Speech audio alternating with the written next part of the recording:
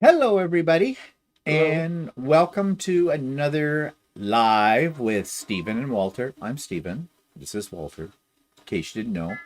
And everybody, oh, look at that. My phone's announcing that we're on the air as well. So, anyways, I hope everybody can hear us and whatnot. I'm just checking my monitor. Another Yep. live. Yep, we're good to go. Okay, so let's see who's joining us. Russ from Quilt Meets World was the first one on here, and he identifies as deliciously evil. What's your name? Dr. Evil? Hmm. And Andy is here, and she says, there's a reason why I prefer horses and dogs to people. Yep, I've heard you say that before, Andy, too, and it's pretty true. Fran. Fran is the first time here on a live. Welcome, Fran. Karen is here. Suzanne is here. Mona is here. Jan, Tamela, Jeannie, Melissa is here. Derek, Judy, Inez, Patsy, Donna, and Nightbot is here. Everybody's here. So that's good to see all of you. And yeah, I'm feeling a little weird today. I don't seem to have a whole lot of energy. I don't know. Could be the diet. We're off sugar, we're off carbs, we're off anything that we like or what I Or like. you like? Yeah, well, I'm and doing fine. I don't mind. yeah, well, whatever. I don't know. It's a healthier I did not lifestyle. sleep well last night, though. I had a bad case of acid reflux, which I have not had in quite a while. And I've been having little bouts of it today, too, which I don't know. I thought I got cured myself of that when I was eating yogurt every morning with what do they call Maybe it, because we probiotics. had healthy pizza last night. Yeah, I'm still wondering what the hell that was made out of because I'm telling you, I've gotten rid of it 3 times, if you know what I mean. And you said you did too. And whatever that dough was you were making out of it, it I used it was concrete. I used sprouted wheat flour. I mean, it didn't taste bad, but this morning when I got up and I'm looking in the kitchen sink, It had lots of fiber in it, that's for sure. and there was a hard coating on the in the drain of the sink for you. And then, of course, because usually when Walter makes a pie, I know I'll be chiseling glue off of the counter because he spreads his dough and flour and his water and salt and everything out on the counter to roll out his dough. And I guess he missed that day in kindergarten when they told him that flour and water makes glue. That's why the kids were eating it. Although some of them ate the white stuff too, but they were the strange ones. I don't think they're living anymore. But so this stuff, what you first of all you made it with this sprouted wheat. I mean, it was sprouted wheat, and I noticed it wasn't rising very well, so I had bought some gluten powder.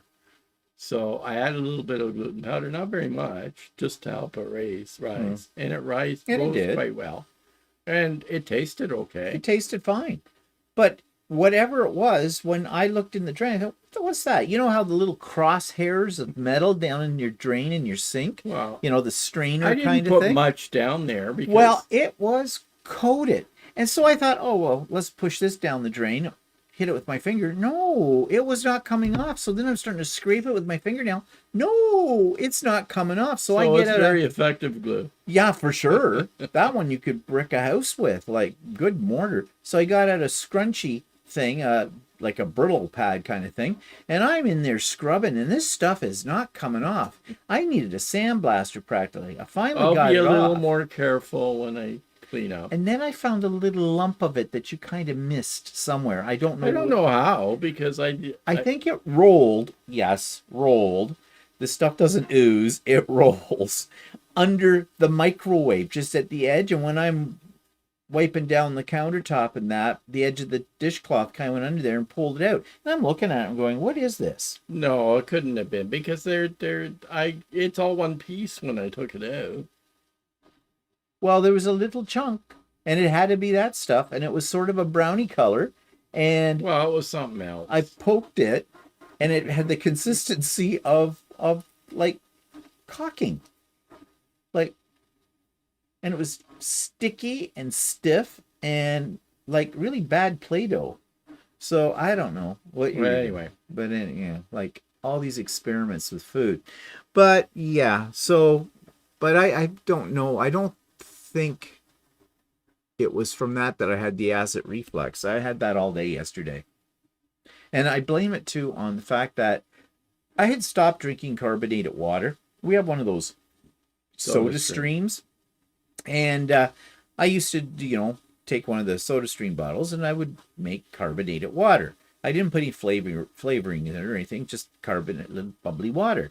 And I was having a lot of bouts of acid reflux. So I stopped drinking that stuff because it seemed like anytime I took a sip, it kind of bothered my stomach.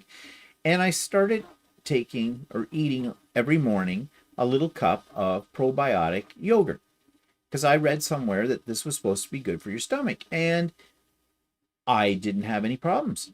After a few days of that, and I've been doing this now for several months, no problems. I haven't had acid reflux, asshole reflux. No, I haven't had, whatever. I haven't had acid reflux since I started that. And I don't know why yesterday with it, but weird. I'm wondering too if it's the combination of drugs. I've told you before, our doctor's a pill pusher.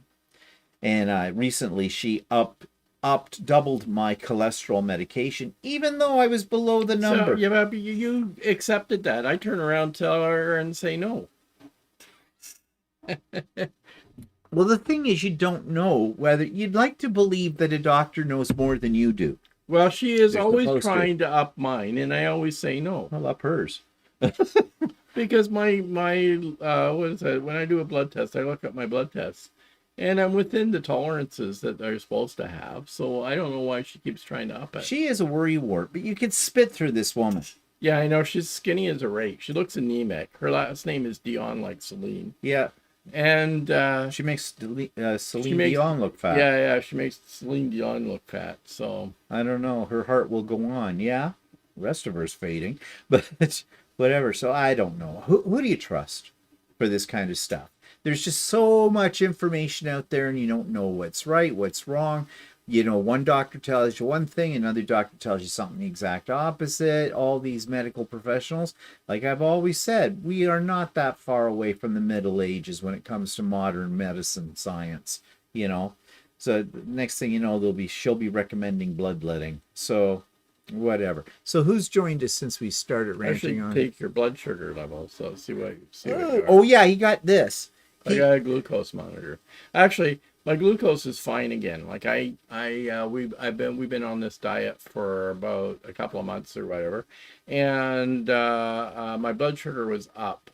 Not the last time I had my blood sugar taken, but it was up above tolerance levels, and I wanted to try and bring it down. So I went on a bit of a diet. Not a diet, but I changed what we were eating to more healthy. Like sprouting. I got rid of a lot of the carbs and stuff like that. So the last time I had my blood test taken, which was just last week, everything was back to normal. So my blood sugar and everything was back to normal again. So, but I asked for a glucose monitor so that I could see, because I was sort of going blind. Walking, I wasn't sure what I was doing is correct or not. So he doesn't mean he was actually going blind. No, like I was trying. I just changed the diet, so I didn't know what my blood sugar was doing. So I asked for a glucose monitor so that I could periodically take a test just to see what my blood sugar was. So that's kind of cool. But you gotta prick yourself. Actually, it's not bad. There's a little thing that it's called a lancet, and you put it against your finger, and it shoots a needle into your finger, and it draws a little bit of blood so that you can do the test, and you don't really feel it. So that's a bonus. Wow. There's an old joke about she was 21. It's a little prick. She felt the prick. Anyways, we're going down the wrong path here. Okay, so who's joined us here? Well, from New Hampshire, rainy New Hampshire, Monkey Man. Did I say hi to Jan? I think I did. Jean E, not to be mistaken with Jeannie, from sunny Bay Area, California. Brenda's here. Hi, Brenda. And Janet Lloyd from Texas is here. Lydia is here. Kay's Purple Wall is here.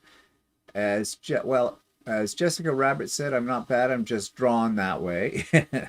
Faith is here. Sue is here. Colleen, Pace. Andy says, a friend of mine from India told me they eat yogurt before going to bed to take care of acid reflux. Well, that's something I could try. It's a good thing I like yogurt. I could have it in the morning. I could have it in the evening. It might be nice in the evening. It might crave my urge for something sweet, like bowls and bowls of ice cream. Which, by the way, I never asked for the ice cream. He comes down, he says, so do you want ice cream? On. Do you want some pie? Fine. I'll just grab ice cream myself, and then you can sort of get whatever you want. And he's eating no sugar added ice cream, which apparently is sacred because he won't let me have any of that. You can have it if you want. It's just cost twice as much as I'm regular worth ice it. cream. I'm worth it. I tried some of it. I thought it wasn't bad. I thought it actually was quite tasty. But anyways, Cindy's here. Jan says you need to have more emergency soda days. We had a great time. Yeah, you know, I do have a life. I know what the date is for the next soda. Oh, when? For yours? August 14th or something like that. It can't be August 14th. We've passed August 14th. September 14th. September 14th. Let me just double check if that's a Saturday. Well, it probably is. He only has it on Saturdays. Yeah, it is. It's the 14th. Okay. So the next... No, that won't be the next pop-up so day. I'm thinking of having a pop-up so day on Labor Day weekend. So that will be in 2 weeks' time. And we'll more about that when we get there. But September the 14th down the road. Why is that date something significant about then? Oh, no, I'm thinking of the high school reunion. That's the week before, which I'm now regretting that we bought tickets for that because I have a feeling this is going to be stupid. But anyways, I don't like those people anyways. Let's see. Full-time life here from Ohio. Stephanie's here. There's Stephanie. Julie. Ron is here. Hi, Ron. We haven't seen you in a bit. Julie Kuhn. They say her. Ruth Roberts. Kim Davenport. Cynthia Marie Field is here. Oh, I like that. Cynthia says, I'm sorry, I had to pass on all day Zoom. My rot. My rot? Okay. Well, that's okay, Cynthia. Life happens, you know. I've had several people send me apologetic emails after the fact saying, oh, I'm so sorry that I couldn't make it. I was planning to come and then this happened, that happened. Life happens. It's all right. You know, don't have to apologize. No, you have to. That's a drop-in. It's not like my retreats. Then, well, and those of you who've never been to one of my retreats, you'll find out all about that in another month's time as I'm planning the next one for October. Did I miss anybody that came in? I didn't say hello to. Julie, Lon, and Inez. Inez says the druggist knows more about drugs than the doctor. Yeah, I believe so. I believe that, Ennis. Well, the reason being is they specialize in pharmacology and in chemicals and all that stuff and the science behind drugs and chemistry and all that kind of stuff. Doctors don't have that kind of knowledge, nor do they have the time to learn about all these new drugs. And I guess a lot of those doctors are dependent upon the drug salespeople that come in and tell them, oh, yeah, this drug will cure everything. Give lots of it to your patients. Seems to be Ozempic these days. Yeah. Ozempic does everything for you. Yeah. Catching up. Joan Reed is here. I'm sewing applique on a burrito pillowcase cuff, so just listening for now. Okay, good for you. Teresa's here.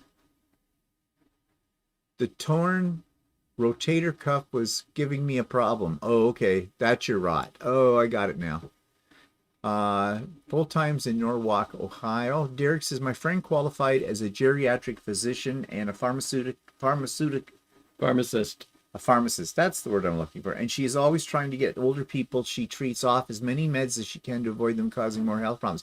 Yeah, you know, it seems you get to a certain age and that's all they do. Oh yeah, you've got a pain in your back. Here's a drug. Take that. And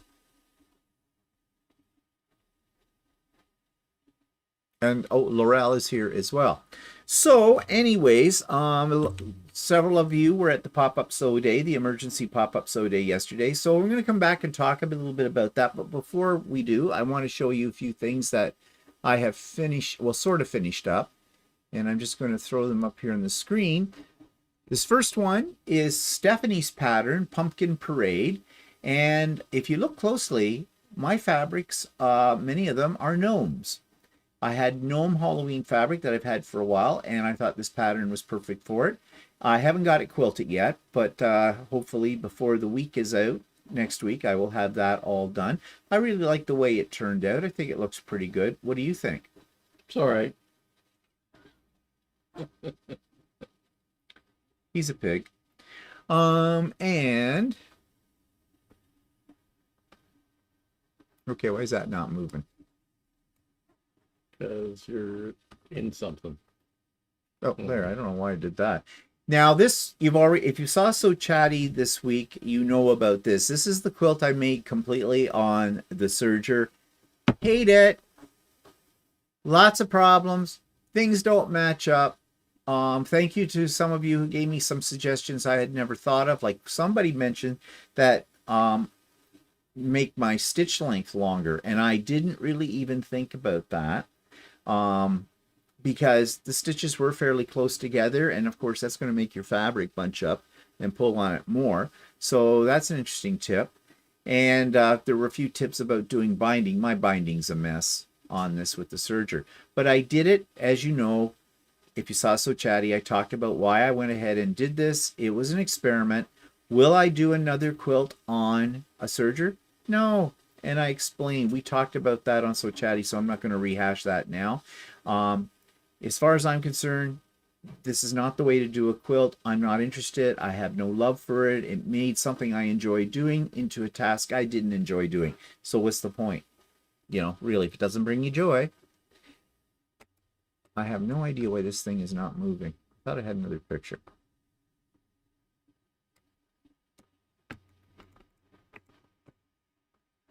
Oh, that's two fingers. Okay. Yeah. No, wait. Saw that. So I guess that's it. Oh, no. There it is. Okay, they're all screwed up. Now, this is the little project I said that was a secret project, but I think I can reveal it now. And this is from Kim McCowan, who is the moderator for the Atlantic Coast Embroiderers group on Facebook. She asked me if I would test these on my Gnome embroidery machine, because this is an actual pattern. You've heard me talk about it before, so I won't belabor that point. But this is an actual applique pattern. The figures in the center of the quilt are that she had the permission to use to digitize for doing in the hoop machine embroidery applique. And I was testing it. And there were a few problems, but she did a really good job. And this is no easy task. And she's just learning how to use software to do this. So I admire her patience. I'm sure, though, by the time she got to the last of these 12 characters, she was ready to, like, say, screw this. I think she's going to do a sew along with this with her group in the fall. But anyway, so I had all these blocks. What was I going to do with them? So I decided to do what you see here. I put them sort of as a attic windows type of treatment around each of the main characters, but it's an odd-sized little wall hanging. It's I went 4 across, 3 down. You could do it the other way. You go 3 down and 4 down, or 3 across and 4 down, but it still comes out as an odd size. It looks weird. So to fill out the proportions, I created, using my embroidery machine, the little character pumpkins and bats that are at the top and the bottom, and I added another border on the outside. So my goal now is to get it on Lucy, and I think I'm going to do some custom quilting. Now the character blocks themselves all have quilting on them already. There is batting underneath those characters, those blocks, and it was done. That was part of the design for the in the hoop applique. But I'm thinking that I might want to put a little bit of quilting in the green stripes in the window panes. The fabric I used on the windowsills already has a pattern to it. I don't know if I'm going to put any quilting in it. And I don't think I'm going to touch the sashing, the black and white sashing, nor the border on the outside. I think I'll just leave those. But I thought I'd put maybe just something, a little scrolly kind of thing to mimic the scrolly stuff that's in the sashing in the green stripes. Actually, you might consider putting it on Lucy sideways, and that way it would be a little easier for you to do the quilting along the edges, right? Oh, that's true. Yeah, because that quilt path doesn't like doing quilting on side borders. You have to, it's kind of stupid the way that, at least the way I know how to do it, and I've yet to find another way. And what people sometimes do is they after they've done their custom quilting on the whole quilt with the top and the bottom border, they take the quilt off and turn it around. But that means I have to, no, I could do that, yeah. But yeah, actually, if I mount it sideways onto Lucy, then I think it would be easier to do those green ones. Oh, that's a good idea. Aren't you just a little clever boy? Just thinking all the time, aren't you? I'm surprised you let me think. You told me about that now. I thought you'd probably say after I got all done and curse and swear that, oh, you're an idiot. Why'd you do that? You're an idiot. But anyways, that's the plans I have for it. Now I've got two more projects that I just started one yesterday and one today, and one of those is Stephanie's Sew Along. She's published the first two blocks for those of us that bought the pattern, and I've got two of the first blocks done, and I've got the pieces cut out for the second block, and you make them in twos. So I'll probably do that sometime before the next blocks come out next Sunday. But it's going to be a really cool quilt. It is a Christmas quilt, although I'm using colors that aren't really traditional Christmas colors because I want to sort of extend it beyond Christmas, sort of more of a winter type quilt look is what I'm going for. So anyways, I'm not going to show that to you yet because I haven't got these blocks done. And we're posting them, and Stephanie's got a Facebook page set up for this, so that's where they'll go. So I'm enjoying doing that, but I always enjoy doing one of Stephanie's patterns because they always look fantastic and they're always so well written, the patterns. The other one I'm working on is another sew along that Stephanie's going to be doing with Tracy Perks. Tracy Perks, I interviewed her back some time ago. She's British, but she does, if you remember the Tomty that I did, the big gnome is what he looks like. That's Christmas gnome. I did that last year before Christmas, and I really liked it. Her patterns are all made up of nothing but squares and half square triangles. But she's got one that's sort of a big star, like medallion kind of thing. And I think it'll look great in Christmas fabrics. So I started it. I have all the pieces cut out, and the pieces are all made. Now I have to put together, and you put together in rows like a grid, all of these. So it goes together pretty fast. I've got two of the first of the 12 rows done already. You can't see them. They're on my design wall, and that's out of shot, and that's okay. I'll be showing you when I get more of that done. So my goal is that maybe I can get that done before the end of the week as well and get it ready for Lucy. Because I got 2 quilts now to do on Lucy, and I just cleaned up my backlog, and now I'm getting backlogged again. So it's the way it goes. But anyways, lots of things. And some of you have noticed my new shirt. This is the shirt Walter worked on over at your sew day yesterday, yes, right? I did. Did everybody like it? Yes. but they didn't see it on me. They would have liked it Yeah. more because it brings out the blue in my eyes. Yeah, so you're happy that I finished it. I'm finally. very happy with it. I get to wear it this season. I may just be wearing all my short All I sleeve had shirts to for the do winter. yesterday was, well, all I had to do, I had to put the pocket on and do the buttons. Yeah, but it does take me a little bit of time to do that. So, especially the pocket. The pocket takes me a while. And you see, you can't see the pocket, can you? But it is here. There is a pocket. This is Walter's signature, the invisible pocket. But I think it's really nice. I was counting the number of shirts you've made for me this morning. 12. This is number 12. I need another dozen. I started a new one, and I'm debating whether to keep it for myself or What fabric did you use for that? I think it's Australian fabric. Oh, well, whatever. Got to start making my hoodie. Yeah, I got to Without look the at hood. that. Yeah, well, see, I started making a second shirt because I knew I'd get that one done before it was time to leave. And shirts are easy for me to cut out, so I just started another shirt. Yeah. I gotta take a look. I have some ideas. I gotta take a look. I gotta take a look for the fabric that I've got for maybe doing a jacket. And you said that Brendan is the guy who runs these things, and he's the one that Walter took the classes with, that he was wearing he was wearing a jean jacket. He made a jean jacket. I made a jean jacket one time. I stopped put buttons on it though. I made a note for myself that I gotta do that. But he made a new one.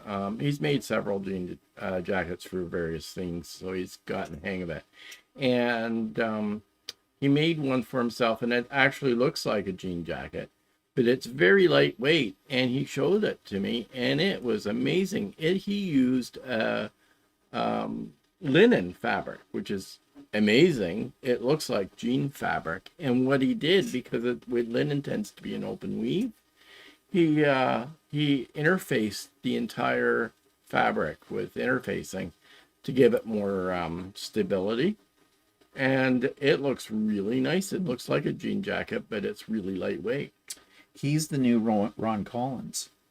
And if you don't know who Ron Collins is, Ron Collins is a guru in men's garment sewing. Sometimes that's interesting that you can, because even Ron Collins, I saw that. He got the idea from Ron Collins because Ron Collins had several jackets he made from this one pattern that I actually have that I wouldn't mind trying to make a jacket out of. And he used different types of fabric, and just by interfacing a fabric that's kind of thin feeling, you can completely transform the fabric to something more wearable. So that's something to keep in mind. Yeah, well, you maybe after you get this other shirt done and you get my hoodie done, and maybe you should be concentrating more on long sleeve shirts too. Yeah, okay. We could use a few that for more formal wear. Not that we go any place, but you can always walk around the house holding a champagne glass and pretending that somebody really invited us to something. But whatever. Let's see. A few more people came in here while we were talking. I don't want to miss them. I think I did that. Laurel, I said. Pam is here. Pamela, Karen, Jen. It's a great afternoon. Okay. Patricia is here, newbie here. First time my schedule works. Currently quilting a quilt made with blocks made by an aunt in the 1920s. Oh, that sounds interesting. Patricia. Let's see. Kim says, Stephen, I love your pumpkin parade quilt. Great pattern, Stephanie. Yep, it is a great pattern. Em's here. Hi, Em. Pace says, love it. Looks fantastic. Quilt Squirrel is here too. And Ruth Roberts says, Becky at Power Tools of Thread is doing something very similar using Snaplicade method. Yeah. I'm getting tired of hearing about her at Power Tools. I stopped watching her. Do I hate her? No, I don't hate her. What I don't like about what she does. Well, no, it's not a question of what I don't like. She's very knowledgeable in what she's doing in the whole bit, but she's using proprietary equipment. She is a brother girl. So everything she teaches really is not transferable. Maybe some of it is to other machines because she's using brother embroidery machines. She's using brother scan and cut to create applique shapes. I mean, she knows what she's doing, and it's remarkable what she does, and she teaches this stuff to it. But she is an ambassador for brother, so of course everything is brother geared. So that's why I stopped watching her, because I don't have brother equipment. So, and it isn't transferable to the equipment I have. I mean, it's nice stuff, but yeah. Kim, oh hi Kim. Kim is here. Kim is the moderator of the Atlantic Coast Embroiderers and the person who digitized what I showed you earlier, the Happy Halloween quilt, which I love it. A lot of work for Kim, I'm sure. Well, I'm not sure. I know for sure that it was a lot of work and probably a lot of frustration as well. But she persevered, and I admire Kim's ability to stick with that, because it's not easy to digitize patterns. Like, ask me how I know. Don is here. Derek loves Tracy Perks too. Yeah, Tracy Perks got a lot of cool patterns, and they're all so very easy to do. They're great for beginners because all you need to know is how to cut out squares of fabric and make half square triangles, and you can create something that's really cool.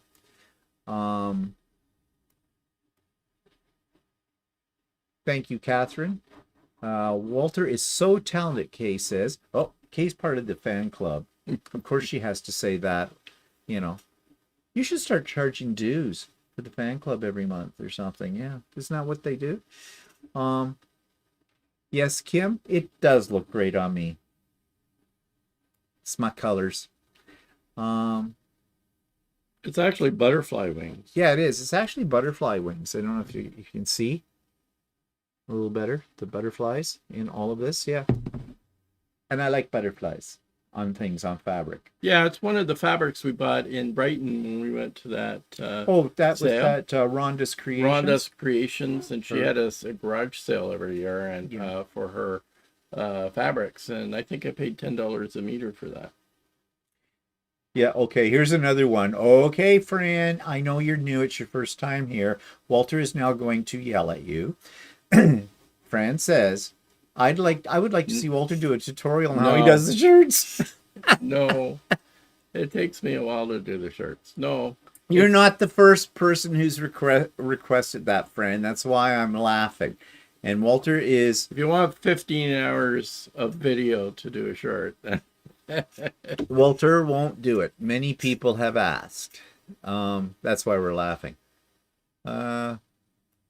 Russ There's says, lots of people on YouTube that should do tutorials on how to do shirts. Yeah. And a shirt is a shirt. Like, I mean, the patterns are a little different, but the method of putting it together is all the same. Yeah, but it'd be fun to watch him curse and swear as he goes through it all. Yeah, that one gave me a lot of trouble. Why? In fact, I had trouble with one of the sleeves to the point that I had to cut a new sleeve. Because did you sew it to the collar again? No, it wouldn't go in. I had all these tucks in the sleeve. I had a hard time getting it in. Oh, okay, we'll leave that. Russ says you need another 12.5 so you can wear a different shirt each day of the month. Yes, I agree with you, Russ. Yes. Get to work on that, could you? Kays wants to know, I think this is about Brendan's jacket. Did he line it? He didn't line the jacket, but he did interface all the fabric. I thought you said he did line it. No, he didn't. He interfaced it. Oh, it's in whose face? Interfaced it. You know, like yeah, I know. Was actually used Solar Stream to interface it. Yeah. Yeah, I like the colors of this fabric too. Okay, let's see. Faith says I quit watching her also. She's always complaining about not having enough money. Yes, Faith, I wasn't going to say it, but that's the other reason I stopped watching her too. She, she's Well, she also, has all that equipment. Like, yeah, and she also has people that give her money. She uses YouTube. It's her business. Okay, it's a business with it, but I'm sorry if you love her, okay? I find her on-screen personality a little condescending. Um, there it is. I could be wrong, never met her face to face. Probably never will. So there you go. I mean, if you love her and you get something out of it, that's great. You know, we all have our tastes. Karen says, how many shirts does Walter actually make a year? depends on how motivated I am. Yeah. Lately, I haven't been so motivated. That's why Ron says it takes me 3 weeks to put the buttons on. Yeah. Yeah. If I'm pushed to do it, I can do a shirt in a couple of days, but it can take me, I go in spurts. Yeah. Kay says it's in the bylaws for your fan club. You must compliment Walter at least twice a month. Yeah. Really. But anyway, so yeah, so that's what we've been up to. Okay, so this coming Wednesday, as always, Sewing with Stephanie and Steven. Both of us will be there. Okay. 2 weeks ago, Stephanie was off on her retreat to Texas. And last week we were off to the quilt show at the Royal Ontario Museum. More about that shortly.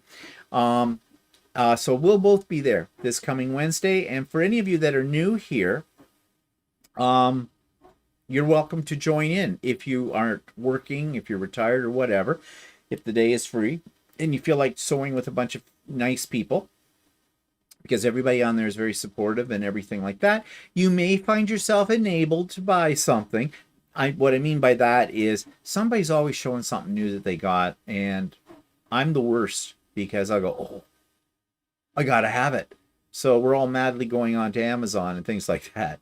Not a requirement to be part of it though, either. But just come, bring whatever you want to work on. Come whenever, go whenever. It's very laid back, so all are welcome. Stephanie says she met her at Quilt Market, Tracy Perks. Yeah, and she's great. What's this? iPhone call's not available. Call ended. Well, Laura, it looked like Laura. It was. It was Laura.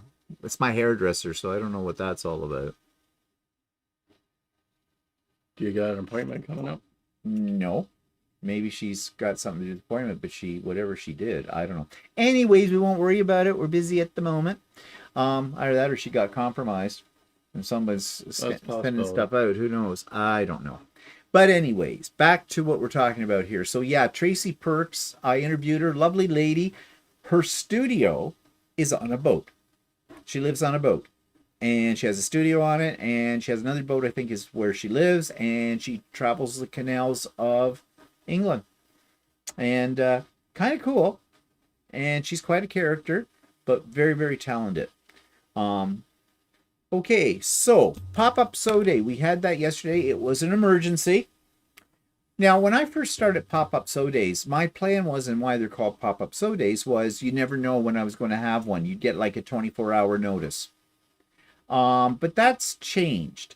Now I do a little bit more planning for them, and as soon as I have figured out a date that I know is going to work for me, then I send out to my mailing list, those that are on it, the Zoom link, and I also post it in my show notes for any videos I post that the week before and everything. So that's why it's still called a pop-up sew day, and it will remain as such. But what happens on a pop-up sew day for new people, if you've never been to one, very much like Sewing with Stephanie and Steven, except that it's on a Saturday. And I originally created it because people they were working and they wanted to come to one, but they couldn't make it if it was during the week. So I put it on Saturdays when people, for the most part, are off. Now, I don't know if it's going to happen, and I'm not going to say too much about it, but there may be other opportunities for people to join in on pop-up like sew days that have nothing to do with me. A friend of mine, is toying with the idea of doing something like that as well, which is perfectly okay by me with it, because I think the more the merrier. Now, we will probably coordinate so that they won't be on the same day as each other, but that's all I'm going to tell you right now, because I don't know if this is going to happen or not.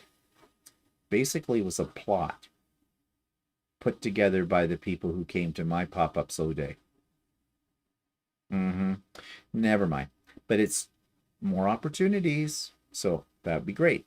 All right, so we had a good time yesterday, and it was an emergency because I only found out on Thursday that Walter had a sew day with his garment sewing bunch, and that means I'd be home all alone, all by my lonesome, and I needed company. So that's why I called it the emergency pop-up sew day. Okay, speaking of sew days, fall retreat. I think I told you the wrong date last week. I haven't finalized this, but it's looking more final. I think I said October the 15th, but that can't be because the retreat, the fall retreat, is always on a Saturday, and that would be October 19th. Now, details will come out about this for registration. It's a free event, but I asked people to register because I can only handle about 96 people on my Zoom license and everything with it. So when I put it out, I tell you all the details about how to register, which is really not difficult. You just basically send me an email and say you want to come to it. But there are some regulations involved with that. But all of that information will come out probably at the end of August, the first week in September. I've lined up my presenters. I always have presenters at one of these. There are prizes as well, and the day is a little more structured, not terribly so, than say one of my pop-up sew days. It's a little more, not formal, but you still work on whatever you want to work on, but there's a little bit more to it. So now I have a mailing list, and I always send out the information on that mailing list. So if you want to be on my mailing list, my email address is in my show notes. There's a link. You click on that, it'll take you to the About page, and my email is there. And just send me your name, first and last name, real, first and last, and with a request to be put on the mailing list, and you're on. And I don't send out stuff to you. I'm not a business. I don't sell anything or anything like that. You won't get very many emails from that mailing list except about the retreat and about pop-up sew days. So when they happen. Okay. Anything here that I need to address? Oh, Beverly is here. Hello, Beverly. Okay. You may have noticed, or you may not, that there was not a social review. For those of you that don't know what I'm talking about, that's where there's the Fab Five, as we call ourselves. Shannon from Slay Arts, Stephanie from Stephanie's Stitches, Russ from Quilt Meets World, and Walter and I from The Idiot Quilter. We get together and blab about, usually have a topic, but we ran into a few little scheduling problems this month for it. And to be really transparent about it, we can't figure out what we would talk about again that would be engaging for our audience. What's been happening on the ones we've done is we have a chat going. It's done as a YouTube live, but we're basically talking heads, and we're not getting a lot of feedback in the chat to play off of. So we have decided to put that idea on the back burner for now. We might do it down the road again, but not as often. We don't know what it's going to look like. Plus, all of us as content creators, we have so much going on YouTube right now that this is just another thing that we don't feel justifies the good use of our time. So that's why there wasn't one this past week, if you were wondering. I have a feeling most of you didn't even remember about it. So, oh, I have a special note for Russ. Russ, I was watching your 11Es today, the rebroadcast, and you mentioned the Canadian potato chips that you liked, and you called them all in. They're not all in. They're called all dressed. If you come to Canada and try to order all in potato chips, you're going to get strange looks. You probably are used to strange looks from Canadians anyways, but because we usually look at Americans in a strange way, like, really? And you still breathe air. But no, it's all dressed. And they're your favorite, and I'll bring you some when we come down to Dahlonega in December, too. He says he realized he called it wrong after a little. Oh, you had a seniors moment, did you, Russ? Oh well, you're forgiven. I know what that's like. I have them all the time. Beverly says, Walter, years ago I made my husband a long sleeve Western style shirt. Once was enough for me. Well, first of all, I'm sure that was once enough for him too. For my God. Hello, the 70s called. They want a Western shirt. Of course, you said it was years ago, so maybe it was the 70s. A Western shirt, actually, the one problem with Western shirts is they have a pointy yoke on it, and they can be quite difficult to make. Actually, this one has a pointy yoke on it. It's actually a Western style. Oh, is it? But we cut off the point so that it's not so hard to make. Well, I don't like Western style shirts, but then again, I'm not a cowboy. I'm sure people who are out west and are cowboys like Western style shirts. However, my first shirt was a long sleeve shirt, and that I made, and I have since made a lot of short sleeve shirts, but not very many long sleeve shirts. One of the big problems with long sleeve shirts is that it's the cuff and the placket at the bottom of the sleeve that is a real pain to make. Plus, you have to sew on the long sleeve shirt, you have to top sew your sleeve all the way down the length of the sleeve. And what that means is you have to end up sewing in a tunnel. You have to push your machine through, and it ends up becoming a tunnel to sew all the way up the sleeve. Same thing has to happen when you do a pair of pants. So. Oh, okay. Beverly says it was the 70s. Yeah. I did have a Western style shirt in the 70s when I was going to high school. It had those little pearly snap buttons on it, kind of thing. It was the thing in the 70s. I had a pair of cowboy boots too. Short sleeve shirts are easier to make, but they still take a lot of time to make because you have to interface the collars. The collars are a 3-piece collar. You have to interface all the way down the front of your shirt. I match the pocket up. It's not just, and putting in the sleeves are quite a talent. I think you should do a tutorial about that. Your fan club wants that. Yeah. He won't do it. Russ says, I'll give you spray cheese if you bring me all dressed chips. Do you know that spray cheese on an all dressed chip is delicious? It's like dip in a can. Yeah. Oh, that's what I should. Oh no, I won't keep. I should make them some of my mother's dip. The chips. And then actually, I think people might not like it because at first, when I first had it, I didn't like it. You don't like anything. But I mean, I got used to it. It's an acquired taste. It's a bizarre combination of ingredients that you wouldn't think go together. And the main ingredient, and this will make some people gag, but I like spray cheese, so it doesn't make me gag. Cheese whiz. There's also ketchup and a few other ingredients too. I don't know. I like it. I think it's good. My father would eat it on toast all the time. Let's see. Ron's going to be in Oshawa on the 9th of October. What day of the week is that? Hello? October the 9th? Yeah, hello? I don't know. I'm not listening to you. I'm reading a thing. You're a horrible assistant. Yeah. Get to work. So, Ron, you'll have to send me an email about October the 9th is a Wednesday. Well, that's fine. Oh, well, that's a so day. Oh, we might be able to do something. But anyways, I don't know, Ron, if you're staying in Oshawa and here. I know you're coming out for a wedding and everything. But you can send me the details of that and we'll plan something as well. Maybe we'll go someplace for dinner. I think you mentioned you wanted to kind of try Avantes because you'd heard us talk about it before. or something like that. So we'll make some plans, Ron. I'll pencil you into my calendar. Could you take a note, pencil that in for me, please, assistant? I'm joking. Jeez. I don't know. Ruth is asking me if my sleeves are set in. They're set in. Well, what other kind of sleeves are there? I guess you can get, raglan sleeves. They're different. No, okay. But no, they're set in.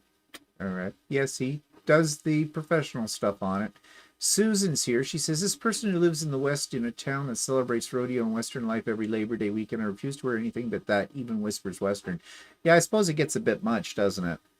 And then Beverly said that where is it? Beverly said, where was that? I don't know. She made a Western shirt, blah, blah, blah. Yeah, blah, yeah. blah, Then blah. she said it in the 70s. She used snaps in the front. Yeah, some people will use snaps because then you don't have to do buttonholes. We used to call that a rape shirt. But I like doing, I like the look of buttons, so I do. And it's time consuming to do buttons. There was when the guys were wearing one of those shirts with the snaps down in the 70s in high school, some smart ass would come up to you and take their hand and go, rape shirt, and drag their hand across it, and all of the snaps would unsnap. I thought that was funny. Teresa says, if you add enough other ingredients, Cheese Whiz is okay. And Russ says, Cheese Whiz and ketchup in a dip? I don't know about that. But you eat Chick-fil-A, so. Yeah, really. This one would be good on Chick-fil-A, though, too. It's got Cheese Whiz, ketchup, hot sauce, horseradish, a little Dijon mustard, I add that, onion powder, garlic powder. Mayonnaise. Oh, and mayonnaise. Yeah, mayonnaise. And the best way to make it is to use the mayonnaise my mother used to make. My father loved it. My mother used to do a cooked mayonnaise, and I have the recipe for that. It's very simple. It's not an oil-based mayonnaise. It's a dairy-based, eggs, milk. Walter's going, ooh. And actually, the mayonnaise, I would not eat just as mayonnaise with it. It's better in things like this or deviled eggs or whatever. Yeah, it tastes like it's an odd-tasting mayonnaise. It's not odd tasting. It looks like wallpaper paste. Well, you'd know because you put that on everything. Anyways, I don't know. Of course, mind you, it's probably got a half-life of about 50 years with because it's all chemicals. But whatever, we'll see. Yeah. Ruth says snap buttons reminds me of the 70s YMCA song. Well, technically, Ruth, the YMCA song was the 80s with the Village People, moving closer into the early 90s. But anyways, you do your memories, I'll do mine. Teresa says they opened a Chick-fil-A a few blocks from me. So far, I've been able to avoid it. Yeah, we haven't gone to the one. We haven't gone to the one here yet either. And it opened around the New Year. So Faith says I even made matching Western shirts for my husband and I in the 80s. Oh, I'm sure you were cute. I'm sorry. I'm just having a vision here of, did you live in a trailer as well? I don't know. I'm just actually Cheese Whiz is not greasy, so no, Cheese Whiz isn't greasy. The thought of Cheese Whiz is making my gallbladder have spasms. I don't get it with you people. Cheese Whiz, it's a staple. It's in every Canadian cupboard except Teresa's. Yeah, here in Canada, yes. And so would spray cheese be if we could get it here in Canada. Believe me, I'm going to start a campaign. Bottle of Cheese Whiz in every cupboard in Canada. Vote for me. Bruce says the 70s were a blur for me. My apologies. Okay, too many drugs, dear? Yeah, we've all been there. YMCA by the Village People was 1978. Okay, Russ, our fact finder. I stand corrected. I should have known Russ would know for sure. Speaking of which, 1978 is the year I started working full time. Yeah, every opportunity you get, you tell people that. You're old. Let's face it. I was getting an education. I was in university. But anyways, yeah. Okay, so Russ is our fact finder now. Village People is 1978. It just seemed like the 80s. I don't know. But anyways, okay.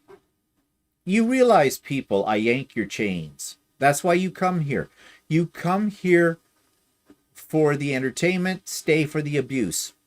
That's how it works. Okay. I don't get out much. That's for sure. Okay, yeah, screw off. So we went to the Royal Ontario Museum, and it is known here in our area as the ROM, R-O-M, Royal Ontario Museum. Yeah. For this quilt show, and that's why I wasn't on the show day on Wednesday. It took us longer to get to the museum than it did to see what they had. It was interesting, it was educational, but it was 12 quilts from their collection. I don't know how big their collection of quilts are. I didn't even think the ROM had quilts.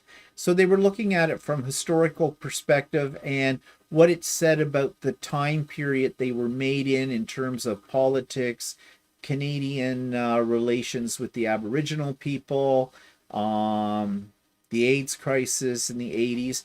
Most of the quilts were really, really old. A lot of really, like, you look at it and you go, they did this by hand, and it was incredible. Of course, they didn't have TV, so I guess they had a lot of time on their hands, but even then, they didn't have necessarily a lot of electricity on some of these either. So doing it by candlelight, that must have been something. Probably go blind. But anyways, I did take video, and I'll be showing that on the Idiot Quilter this coming Tuesday. So you'll all get a look at it. Then we went out for lunch. And when I say we, it was Walter and I and two of the ladies that Walter sews with, Gail and Karen. Mm-hmm. And we had a nice time with them.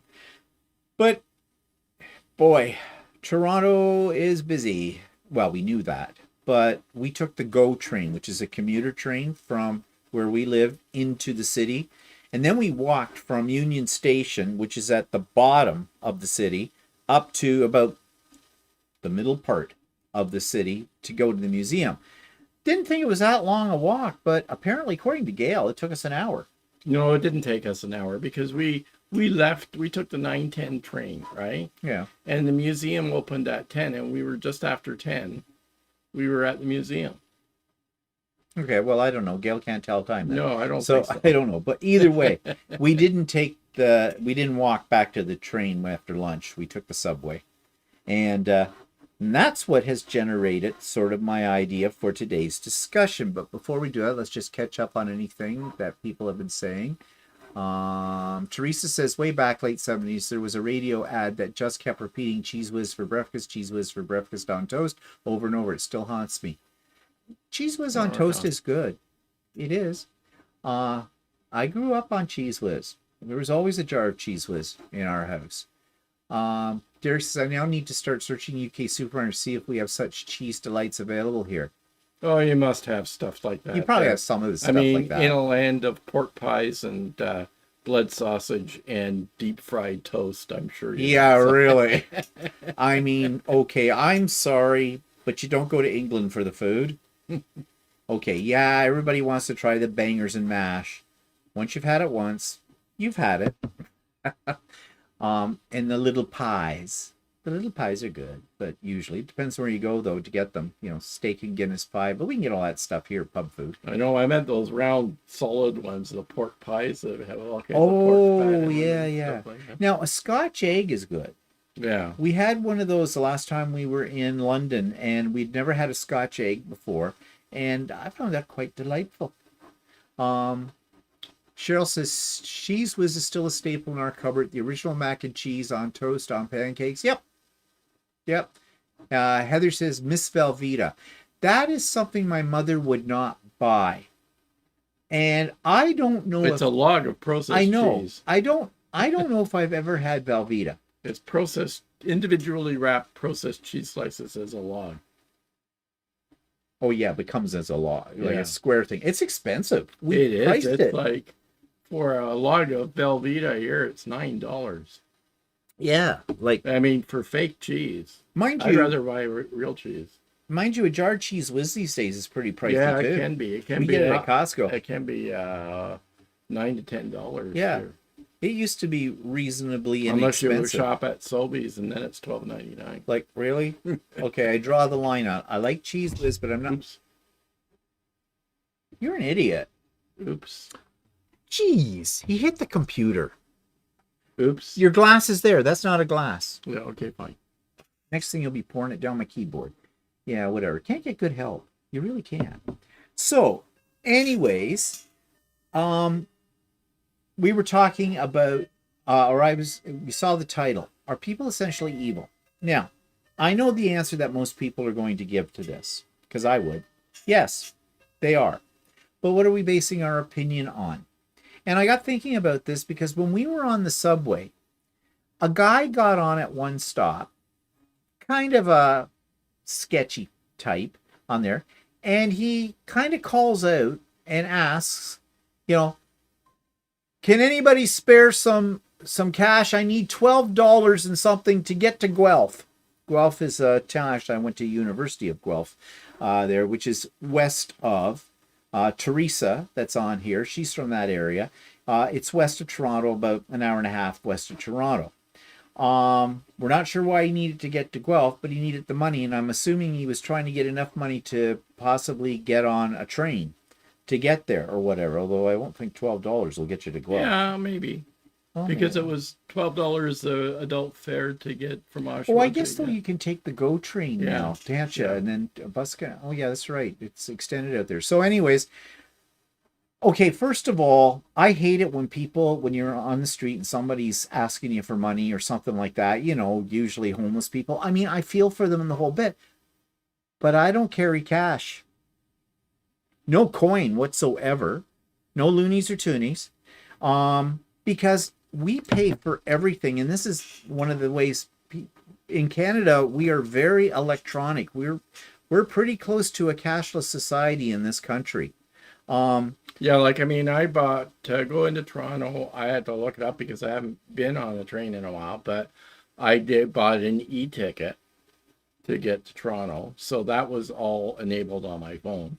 Subway is all electronic. Subway, you can just pay using your phone. So we did that, and yeah, so we didn't pay cash for anything. And lunch we paid on a card. It was on card. Yeah, actually used your phone. Used our Apple Pay, our Apple Wallet. For that. I love the Apple Wallet. It is so convenient. They did that. We found that out in Australia. People were doing that quite a bit. Everybody in Australia was using the Apple or an Apple Wallet or an Android wallet. So. And I mean, Walter has used it before, but I didn't really use it. So I set up my cards on it. I love it. I've started using it a lot now. So, I mean, even like parking the other day, I used it to pay a tap for parking. So. But pretty much everything here in our country is done by electronics. So this guy comes on or people sitting on the street with a empty Tim Hortons cup looking for change, they need to say that they can take a credit card. They need to have like one of those little square things on their cell phone. You know, here you go, you can tap to help. Even the Salvation Army at Christmas time does that. They have an electronic stand right there with the drums just there for looks, and you just, if you want to give them anything, not that I do, but that's a story for another day. So anyways, I felt kind of bad for this, but there were some people that it sounded like they were giving him something. They had some money. Now I thought, here you come on to the subway, and the first reaction most people have is, get away from me, sketchy. He wasn't really in anybody's face, but his presence was known. As soon as he got on the train, he sort of bellowed out so all could hear, that he needed this money. But he wasn't going up to people and saying, can you got spare change or anything like that. And a couple of people further down on the car gave him some money. And I got thinking, people are nice. People did this for this guy. And it sounded like he needed it for something specific. I don't know what was in Guelph. He did say something, but I didn't catch it at the beginning about sort of a reason for why he wanted to go to Guelph. But, he wasn't like basically coming in and being like the usual kind of person that might be begging for money that you don't know, are they going to use it for drugs? Are they using it for alcohol? Stuff like that. He seemed to be a man with a mission on that. Whether that's true or not, I don't know. No proof.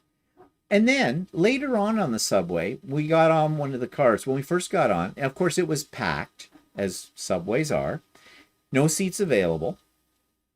So we were standing, and these two younger gentlemen got up and gave their seats to the two ladies we were with. Now, the two ladies we were with are younger than us, and neither one is decrepit or anything like that. It kind of shocked them that these guys would get up and give their seat to them, because that's not something you see anymore.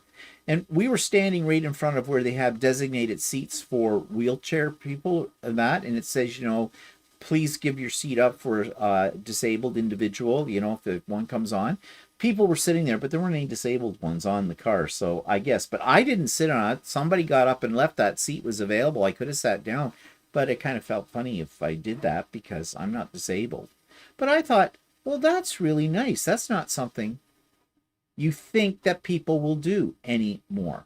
So that got me thinking about, we are told by the media the world is an evil place. We've got a war in the Middle East. We've got a war with Russia and the Ukrainians. We've got a madman running for president in the United States. We have madmen trying to destroy our healthcare system here in Canada and our education system. They're everywhere. And it is very easy to focus on what you see on the news and think all people are evil. But let's dissect that. I don't think all those people in the Middle East that are caught up in this war want that. In fact, if you see what little snippets they'll show you on the news of that, you see those people protesting this war. Who's making the war? It's not those people. It's the assholes in power. I'm pretty sure the Russian people and the Ukrainians would be much happier if they weren't having to blow each other up. And again, it is not the people doing that. It's Putin and everybody else in the higher echelons of power that are doing that. I am pretty sure the American people aren't as dumb as being portrayed by all the news media that report on the whole presidential primaries and everything like that that's going on. The news focuses on what they feel will create ratings, and they always pick on the weird, the nuts, sluts, and perverts is what we used to say. The news, if it bleeds, it leads. It's always negative. And so I can see how it is when you're bombarded with that kind of information every day in your newspapers. Well, nobody reads a newspaper anymore. On the internet, on television, on YouTube, all that kind of stuff. It gives us a really dark perspective about our world. And I don't think, I don't know. There are lots of people that are trying to take advantage of you and stuff like that with scammers and stuff. So you get kind of depressed with that. But then once in a while, people do something good. And you think about it and you think, I think the average person is not evil. No. And I think there are more acts of kindness, random acts of kindness than we actually realize, because our mind is fogged over by all this stuff from the media that's bombarding us with negativism. We miss the things. Like, there's an app, you've heard us talk about it, we laugh about it actually because there are some nut jobs on there, but Nextdoor. But if you really sit down and if you get away from the ones that are extreme or are out there, and look at the average people that are writing on it, they are people who are sharing help for other people in need of something. Like, someone will say, can you recommend something as simple as this? I need to paint my living room. Can anybody recommend a good painter in the area? I'd like to get somebody local to support our local economy. And people come up with names for that kind of thing. Yeah, at first you would say, well, that's not really anything, but it is. It would be easy people to ignore. Why are they spend the time telling you who to get or whatever? There's people, that set up funds And you can say what you want about those, but you know, like what they call it, funmies or GoFundMe. Yeah. GoFundMe. You know, when somebody they lose their home in a tornado, forest fire, or something like that. We have a lot of that in our world. There are people donating money to that and to other causes as well. So that's something positive. There's organizations, charitable organizations, and I mean the ones that are more grassroots, that are going out there, and when there's something within their community or within, you know, your area or whatever, where there is a need for something, they rally together. And, you know, if it's making quilts for homeless people, or it's, you know, going to a food bank and donating food to that, or, you know, volunteering at a shelter or something like that and helping out and things like that. There's a lot of people who do these kind of things. So I think we lose sight of this because this isn't being reported in the general media. All we hear about in our media that we watch, on the news we watch that comes out of the city of Toronto, shootings, knivings, sham artists, scammers, missing people, child pornography, drug raids, all of this. That's all we hear about every day. Which, I mean, after a while, you hear it enough, you start to believe that nobody's good anymore. Everybody's got some evil tendencies. We're all bombarded by scammers. The scammers are really doing this to us too. It's scary with how sophisticated they are getting. And there isn't a day doesn't go by where you don't read or hear of a report where somebody has lost their life savings or something else because of these scammers. But let's put it this way, and I don't want to sound racist, but we associate certain parts of the world with the home of the scammers, right? And we transfer that to possibly that group of people who have nothing to do with scamming, who have come to our lands looking for a better life or to get established, to get away from a war-torn country or from living conditions that, you know, are really not good. But we immediately look at them and think, you're a scammer. You're here to do no good for us. And that's where racism comes from, doesn't it? And that kind of thing. And we don't need any more of that, but we have a lot of it. And then when we have politicians who promote racism as well, either directly or indirectly, in the policies they want to pass through and all this, under the disguise that they are protecting us, the citizens, from these people. You know, if you want to protect us, you should be doing something about these ones that are constantly sending us emails trying to get our money, or phone calls or text messages now. So, you know, so is there a trend? Oh, YouTube. Okay. It's very easy to get negative about what you see on YouTube, especially the people who are racking up the subscribers and they're racking up the money as well. But you know, a lot of YouTube creators, yes, they're getting money, they're raising money, but they're not necessarily using it for their own benefit. They could be using that money. Some of them are using it to help out charities or other things like that. So that happens. There's lots of that on YouTube for it. The one thing that I will say, though, that is negative is I hate this. Thank you. You get a thank you. You know, join my Patreon, or thank you for the super chats or whatever like that. Because of you, because of your support, monetary support, it enables me to make more of this content. Bullshit. And I'll say it again. That's bullshit. It really doesn't cost anybody any money to put up a video like what I'm doing right now. I already own the computer. I didn't have a computer and cameras just to do YouTube videos. That's why you'll never see that I have Super Chat turned on. I don't have a Patreon.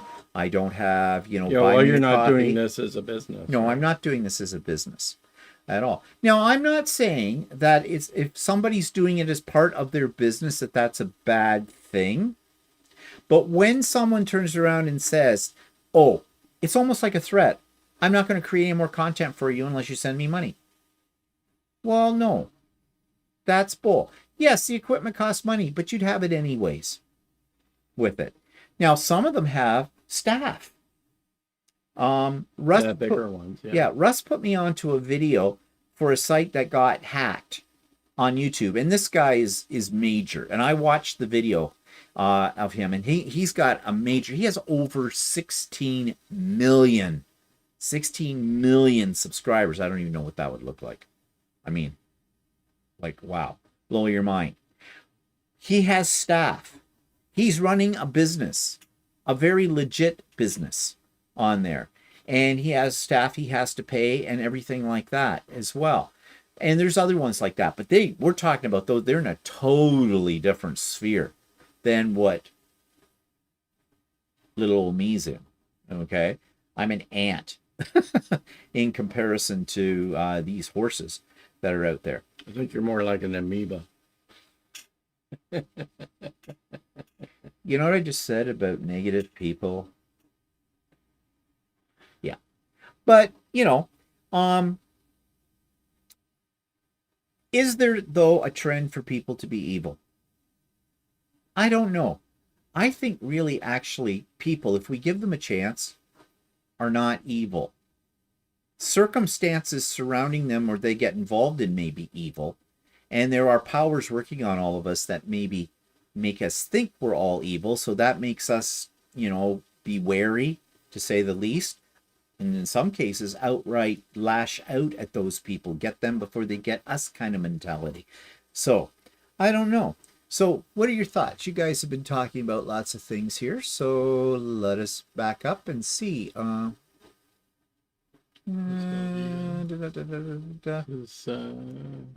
Russ says he hasn't carried cash in years. Had to pay my sister back when I got my tattoo because I didn't even have my debit card on hand to withdraw from the ATM. Yeah, sometimes I do carry cash with me. I do carry cash, but just in case, you never know. Just in case the systems are down.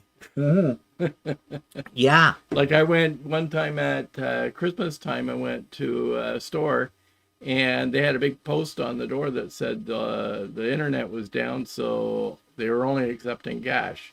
And so the store all cleared out except for me. Yeah, well, I had $30 in my wallet, cash, when COVID started. I had that same $30 in my wallet when we got back to normal again. It was only about a couple of weeks ago that I said to Walter, "Oh, maybe I should go to the ATM and get a little bit more cash because, I like having the backup. Yeah. So, but I haven't touched it since. No, I know. I mean, you open up my wallet, moths come out, basically munching on it. In fact, I said to somebody the other day that it came out with, it was Karen when we were at the restaurant. We were all paying electronically. Karen was using cash. And I said to Karen, "Sweetie, what is that stuff? What is that?" And even the waitress was standing there looking at her like, "Oh, God, I might have to make change. How's that work?" I said to Karen, "You really need to come into the 21st century, dear," with it. But old dog, new tricks. I guess not. See, Teresa. She's younger than us. Yeah, Teresa says the only cash I carry is the coins in the cup holder of my card. Okay, funny story. You know how you go to a grocery store in some cases, and the carts, you're supposed to put, here in Canada, it's a loonie, $1 coin in it to unlock it, and then you get it back when you take it back to the rack. Well, during COVID, they kind of had them all unlocked, so they didn't, because they didn't want people touching things, as much as they could, and they were disinfecting them all and everything like that. Well, they started locking them up again, and we didn't have a coin. Actually, in Walmart, it's bad. They put a quarter in Walmart, and I don't have any quarters. No, we didn't have a anyway, coin. yeah, but now I've noticed they're unlocking them all. because nobody has any cash anymore. Yeah, so there you go. I'm surprised they don't have a little electronic box on the side of it. You just tap your card and then you tap it again for a refund. That may come. Who knows? Well, they do have shopping carts in some places in the world that they're trying out that basically scans all your items as you're shopping. Yeah. And then it just goes electronically to your credit card. Well, I've noticed that Sobeys used to have that, and they don't have them anymore. Oh, well, maybe they were piloting it or something. Yeah. Teresa says there are a few in London that use that as a ruse to get money because people seem to give money for a need rather than to the average beggar. Yeah, I can see that. Yeah. You know, like the guy saying he wanted money for a train. There's no guarantee that he's actually going to. No, but here's my point. Immediately we felt, and Teresa just did it too. She says in London that do it as a ruse. We immediately go to the negative side. We immediately assume that this guy is up to no good. And why do we assume that? We don't know him, but we have been trained by the media and other sources to, if someone comes in asking for money, they must be evil. They mean to do no good, kind of a thing. Derek says, I had to pay with cash due to IT failure in a store last month, and the notes in my wallet had been in there since well before pandemic lockdowns. Very few checkouts even take cash in supermarkets now. Yeah, I noticed in one of the stores here, Canadian Tire, the one up by us, they said all their cash registers said at the checkout, it said, none of our cash registers take cash anymore. And so if you needed to pay cash, you had to go to the customer service area. Oh, geez. Didn't know that. Well, I don't go to Canadian Tire very often because you go every day. Mm-hmm. But you didn't get there today, though. No. You've been a little lax. When was the last time you were at Canadian Tire? It's been a few days. Wow. They're going to be calling. They're going to wonder where you are. Kim says, when the problem with the cyber attack happened about a month ago, the gas stations could only take cash. So the people that don't carry cash had a problem with getting gas and fuel. Yeah. Well, that's one reason why because we are not a completely cashless society yet. We're headed that way. Give it another few years, at least here in Canada, and we will be. It will be. And those people who don't believe in using credit cards, and I'm speaking to you, Ron, out there, are going to get left behind. And there's not going to be anything much you can do about it. That's why you really should keep up on technology, not just electronic payments, but any kind of technology. Yeah, because it's going that way. And the decision isn't left up to us.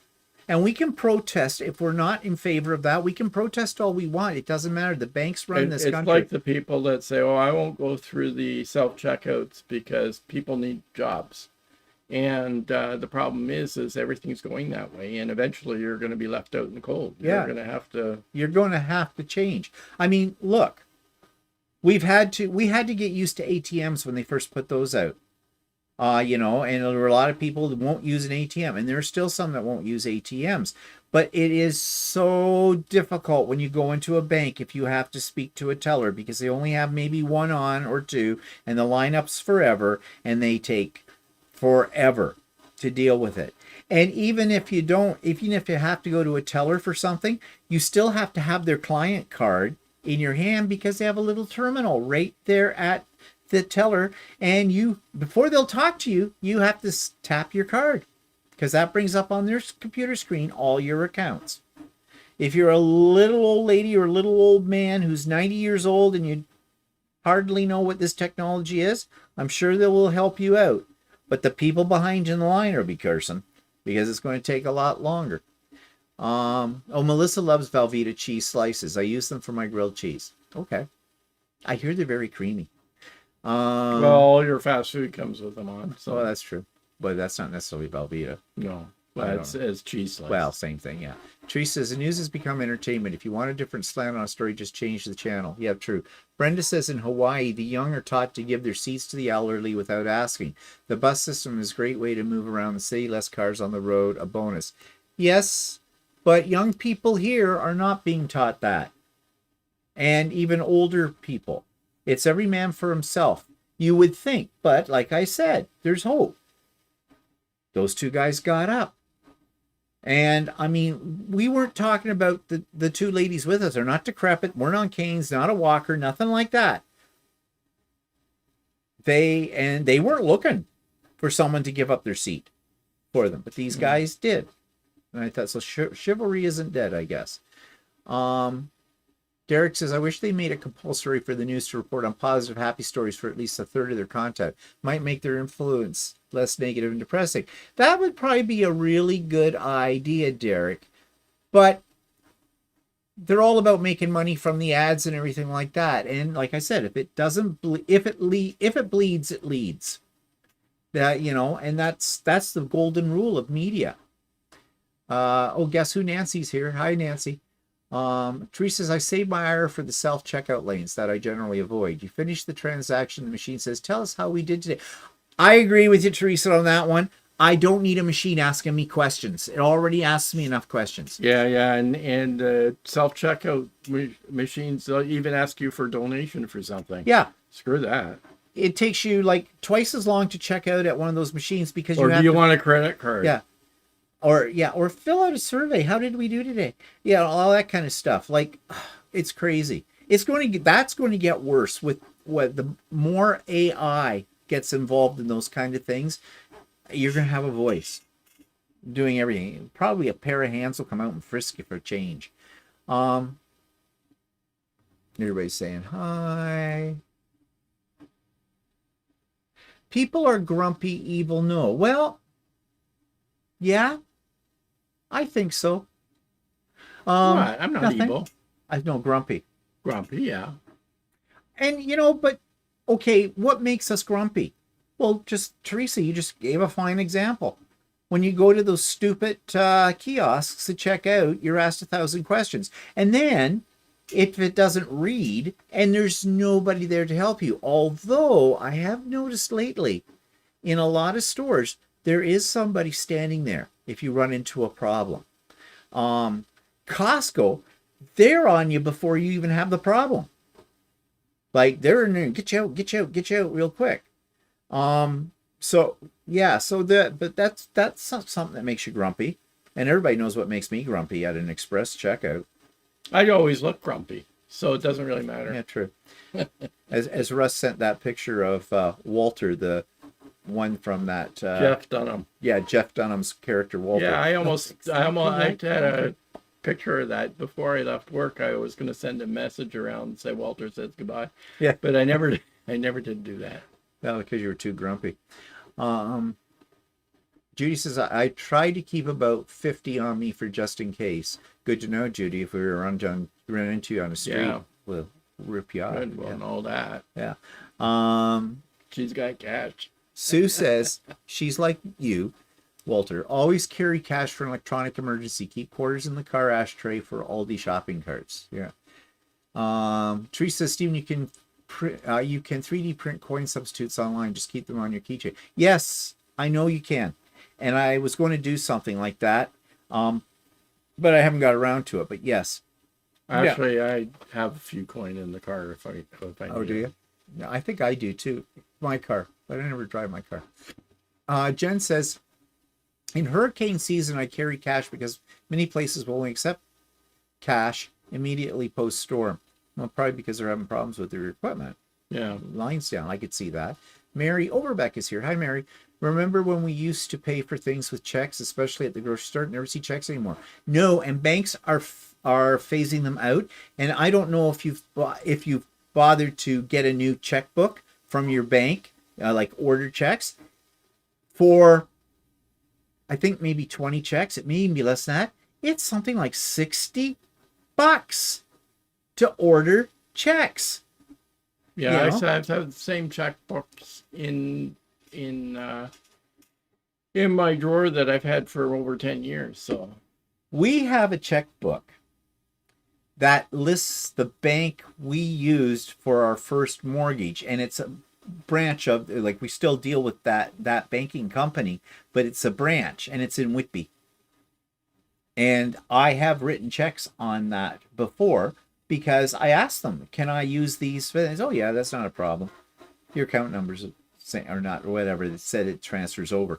But they charge you at the bank for a check. They charge you to cash somebody's check that's given you one, and they charge you for writing a check. They double dip. on all that. They do not want, and they were saying there about a year or so ago, they were going to phase out checks.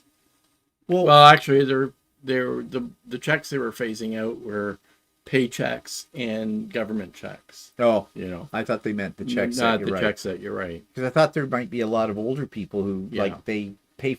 And there's problems now with because a friend of mine wrote a check out for a service that he had done, and the company got back to him and said they couldn't find the check, so he rewrote a new check, right, and put a stop payment on the original check.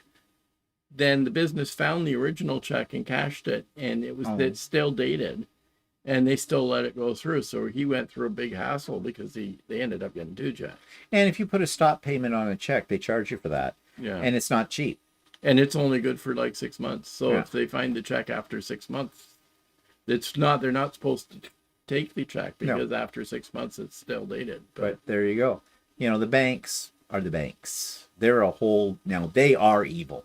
There's no two ways about that.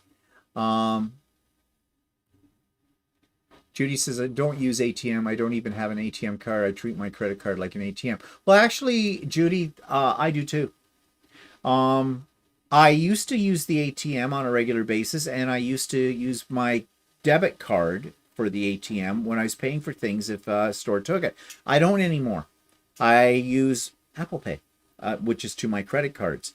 And the reason I like using my credit cards for it is I pay my credit cards off every week, but I have a record of all my transactions. And Apple Pay, now we are not affiliated with Apple Pay, and they do not give us a kickback for this. And we do have Apple phones. So. Yeah.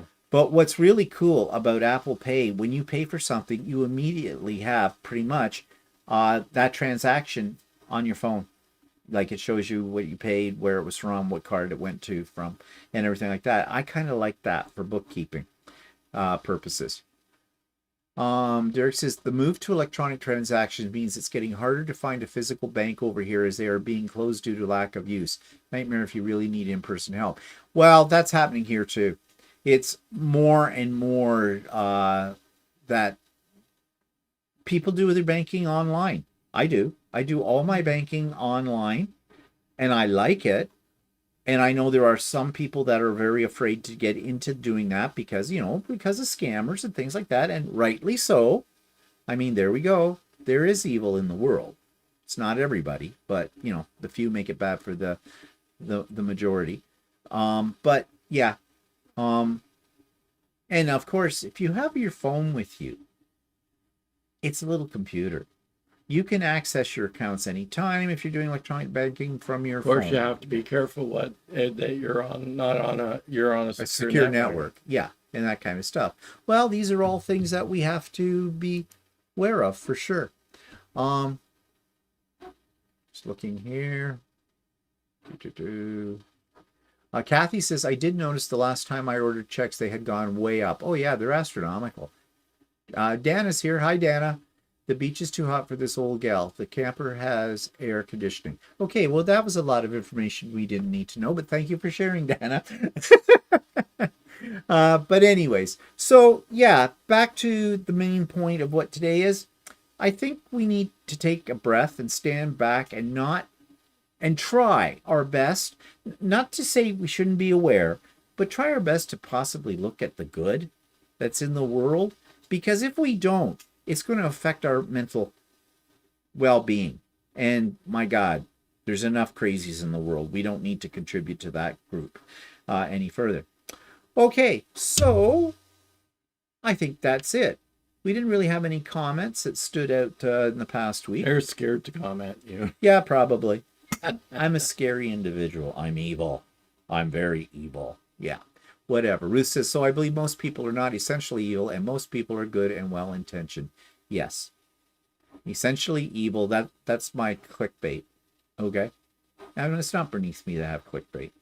Brenda says, have a great week and see you on Wednesday. Oh, I guess we're officially done. Brenda has said goodbye. I think Brenda's a control freak. Just saying. Okay, so everybody, as Brenda has said, have a good week, everybody. Tune in for what's coming up next week. on my channel, and we'll see you next time. So